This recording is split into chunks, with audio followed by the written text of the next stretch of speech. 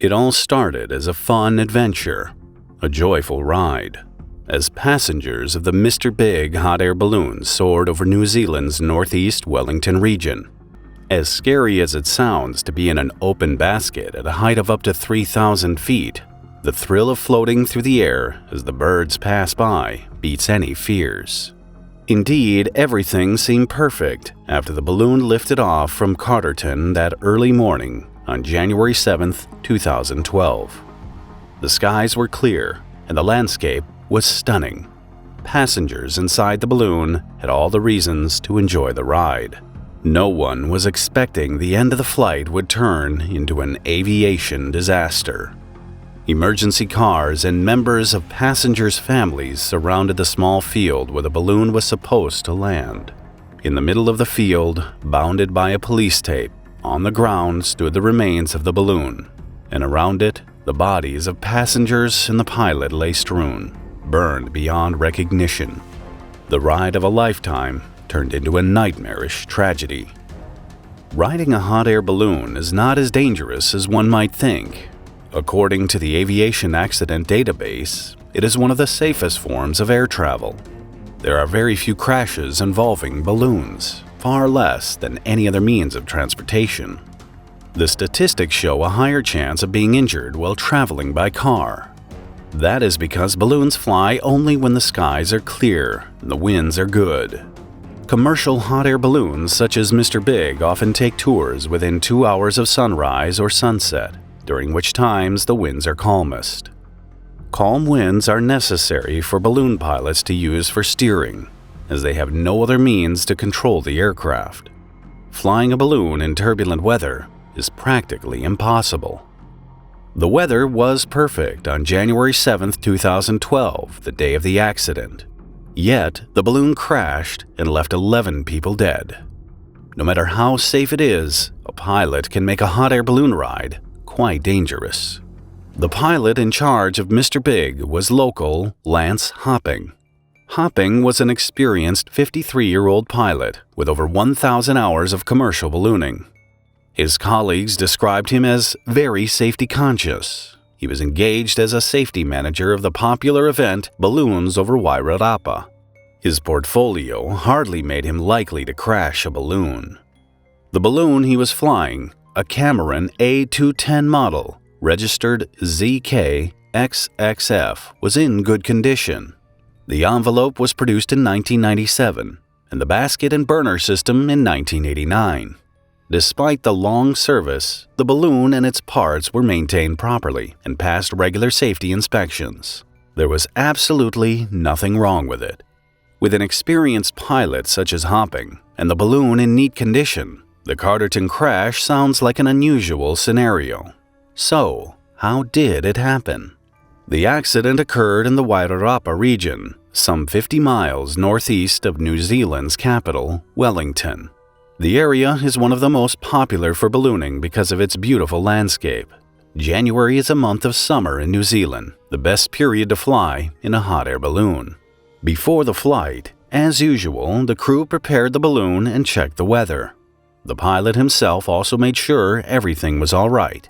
The sun rose a few minutes before 6, and Mr. Big lifted off at 6:39 from the town of Carterton.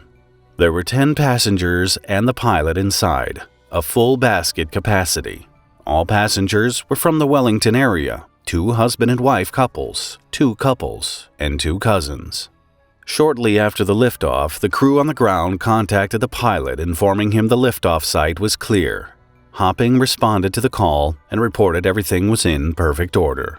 The flight went as smoothly as it could. After half an hour up in the air, the pilot received another call, a reminder that the landing time was near. Hopping replied to the crew in the chase vehicles that he was about to land the balloon in the Somerset Road area, close to Carterton. Chase vehicles are often used in ballooning and are engaged in following the balloon, carrying the equipment, and assisting the pilot in landing and transporting the passengers back to the liftoff site. There were 2 following Mr. Big that day. 5 minutes after the call, the pilot descended the balloon for landing. He crossed Somerset Road, a approaching the landing site on the western side of it, but then lifted the balloon and made a maneuver northeast, away from the site. Even though he was flying away, the pilot radioed the crew from the chase vehicles to wait for him at the previously arranged landing site. After 1,300 feet, the pilot made a U-turn and drifted the balloon back towards Somerset Road. A slight breeze blew from the north when he came a few hundred meters from the landing site, pushing the balloon across the nearby silage paddock on the eastern side of the road. The balloon was 5 to 7 meters from the ground and was ascending once again. Between the paddock and the landing site was a 33 kilovolt power line with an average height of about 30 feet. The pilot applied the burners trying to outclimb the power lines, but the basket was caught under the 3 top wires. Entangled in high-voltage wires, the balloon was still ascending, pulling the wire along, even though the burners were switched off. The pilot and the passengers were unsuccessfully trying to slide the wires off the basket when an electrical arcing occurred and ignited the lower part of the basket. Unfortunately, the arcing ruptured one of the liquefied petroleum gas cylinders inside the basket and let the fuel out. The entire basket caught fire in a split second, with flames reaching the envelope. 2 passengers, trying to avoid the blaze, jumped out of the basket and fell to the ground, dying instantly. It was 7:22 when the fire occurred. On the ground, there were locals, crew, and passengers' relatives from the chase vehicles watching in horror as the flames swallowed the basket and the people inside. They could hear their screams as they died in agony.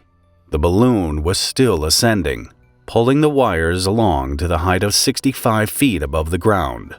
About 80 seconds after the arcing, wires snapped and let the balloon loose. Now entirely engulfed in flame, the balloon continued to climb for another 40 seconds to a height of between 360 to 500 feet. At that point, the envelope burned out and the balloon began to fall. Finally, 2 minutes and 5 seconds after the arcing, the balloon hit the ground on the field across Somerset Road. The first emergency vehicle arrived from Carterton on the scene at 7:29. The crew from the chase cars called them at 7:23. Emergency staff extinguished the still burning basket and envelope, but there was nothing they could do for the passengers and the pilot. Unfortunately, they were all dead. 9 burned bodies were scattered around the basket, while the bodies of the 2 passengers who jumped out were found 220 yards from that spot. A few hours after, a Transport Accident Investigation Commission crew arrived at the scene. They briefly examined the wreckage and the broken power lines at the site before taking all evidence to the commission facilities. Bodies of the killed passengers and pilot were taken to Wellington Hospital to be officially identified and examined by pathologists. The commission released the first interim report on February 15, 2012.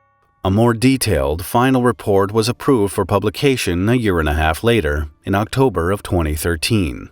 The commission made a thorough report concluding that the pilot had not intended to land in the paddock bounded by the power lines, and that it had been an unsafe maneuver to allow the balloon to descend below the level of the power lines and remain at low level as it crossed the paddock.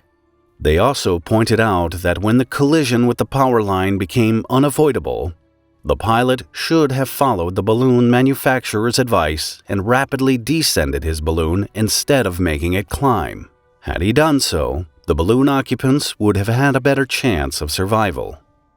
Regarding the state of the balloon and its comprising parts, the commission found no deficiencies or maintenance issues. What was the reason an experienced pilot like Lance Hopping made such a tragic mistake? The final report provided Hopping's post-mortem toxicology tests, showing he had 2 micrograms per liter of blood of tetrahydrocannabinol, or THC, an active ingredient of cannabis.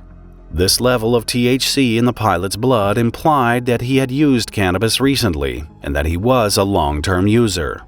In addition, witnesses at Carterton later claimed to have seen Hopping smoking the day before the liftoff, but didn't know whether he smoked tobacco or marijuana. On top of everything, The report showed the pilot's medical certificate expired 6 weeks before the crash, which means he wasn't supposed to fly the balloon in the first place. The commission refrained from claiming that the presence of THC in the pilot's blood had caused the accident, but stressed the fact that cannabis affects a person's judgment and ability to make decisions. The report concluded that pilots should be prohibited from using cannabis. It also noted that power lines posed a critical danger to ballooning. The commission also made an official recommendation to the government about passing legislation concerning the use of performance-impairing substances in all transport modes. They also recommended that the Civil Aviation Authority of New Zealand address any maintenance issues with the balloon industry and bring attention to the lack of regulations regarding commercial ballooning. The conclusions and recommendations were to remind us that even the slightest mistake can lead to accidents with tragic outcomes in aviation. In the case of the Carterton hot air balloon crash, it took a minor misjudgment in less than a minute to turn an exciting ride into the deadliest ballooning disaster ever to occur in New Zealand. Watch this episode next if you found this video interesting. Please add a like and leave a comment if you want to support the channel.